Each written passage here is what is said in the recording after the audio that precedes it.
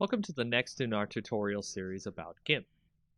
In this next tutorial, we'll go over a quick way how to do a coloring of a sketch that you might scan in or you have received on the internet. And it's really easy to start coloring in GIMP. To start, we'll go ahead and have our sketch open, as you can see right here, and we will go ahead and add a new layer above that sketch. So we'll go ahead and make that a transparent layer. And we will also make sure that that layer is set to multiply instead of normal. Because if it is set to normal, you'll just draw the color over the sketch beneath that layer. But with multiply, it actually adds the color over the layer, but in a way so that the previous layer on the bottom shows through. So if you see right here, we've set our color to something that's a little bit more skin toned. Make sure to do that as well. Hit OK.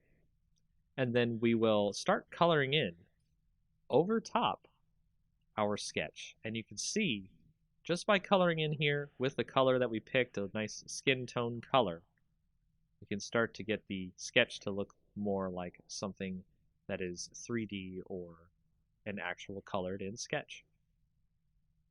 Now this is a part of the longer process here, is to color in all the parts you need. So I'm going to do just a really quick once over, so that way it doesn't take too long and you can see the effects, but also we're not too worried about it being too messy. So as you can see there, I've colored in her face on this sketch. What we can also do is switch a little bit to the burn tool. We'll switch to the dodge and burn tool, then we'll switch to burn down here at the bottom on the options, so that way we can put in some shadows in the image where we think where the shadows are.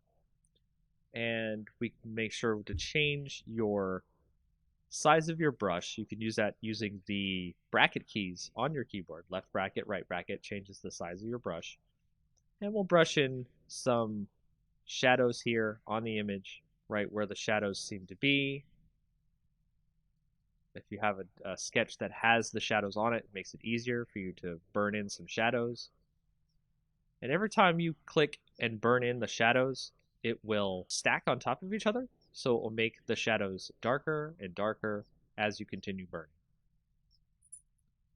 Now you can see that there are lines here that we can easily tell between the color and the shadows.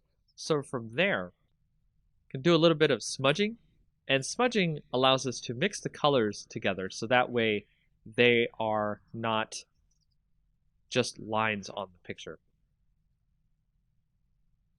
So we'll actually turn down the rate here of the smudging so that way it's not too obvious, and we'll start doing a little bit of smudging on the image here. We can make the lines turn into actual colors instead of very apparent as lines. And that is a very quick and easy way to get started with coloring in GIMP.